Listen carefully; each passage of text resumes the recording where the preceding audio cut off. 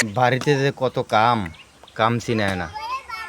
যদি বাজারে উঠি তাহলে বন্ধু বান্ধব সবাই জিজ্ঞেস করে বাজারে দেখা যায় না কেন, বাড়িতে বসে কি করেন। কিন্তু বাড়িতে বসে কি করি আজকে একটু ভিডিও করে সবাইকে দেখাতে চাই যে বাড়িতে বসে কি করি। যদি কাজ করি তাহলে বাড়িতে অনার্গল 1 মাস কাজ করলেও কাজ শেষ হবে না।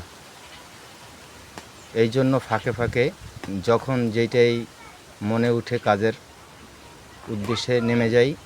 আজকে কৃষি করার জন্য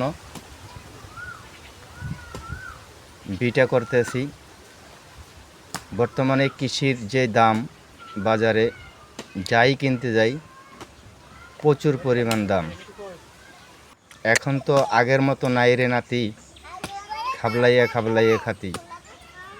যদি পুঁই শাকের মুঠি কিনতে যাই তাও 30 টাকা, পটল বলেন 60 টাকা 80 টাকা, করলা বলেন তাও প্রায় 80 টাকা।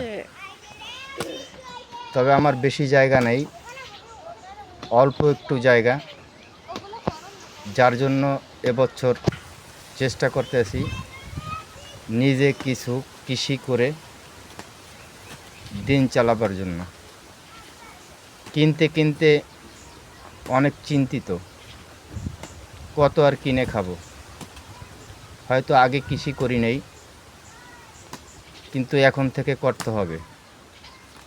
যার জন্য বাজারে যে অযথা সময় নষ্ট করতে চাই না, তাই আজকে চলে আসলাম কৃষি করার উদ্দেশ্যে।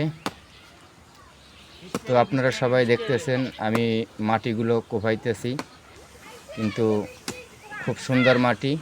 দেখতেছেন যে আমার প্রত্যেকটা কোদালের কোপ, পুরো কোদাল মাটির ভিতরে চলে যায়।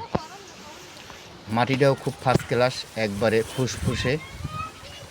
কোপ দিয়ে একটি পাল্টি দিলেই মাটিটা এমনিতেই ঝুড়ো হয়ে যায়।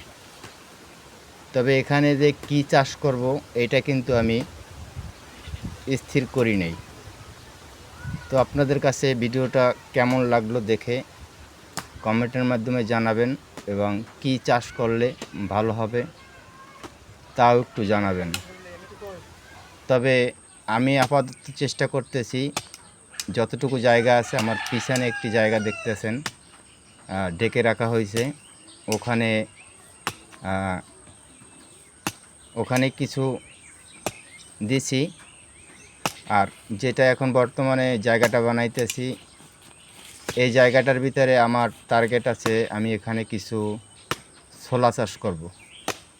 তো যতটুকু জায়গা আর কি আমি বিভক্ত ভাগ করে এক এক সাইডে এক একটা দিতেছি। তবে আমার পিছনের যে জায়গাটা দেখতেছেন এই জায়গাটা দিছি পুঁই শাক, আর যে জায়গাটা এখন বানাইতেছি সেই জায়গাটায় আমি ছোলা চাষ করার চিন্তা ভাবনায় আছি। দেখি কি করা যায়।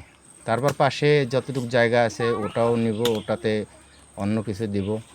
পাশে দেখতেছেন একটা ভেরি বাঁধা আছে, ওখানে আমি করলা রোপণ করছি, সিমের বিচি রোপণ করছি, তারপরে শসার বিচি রোপণ করছি। তবে এখনও ফোটায়নি।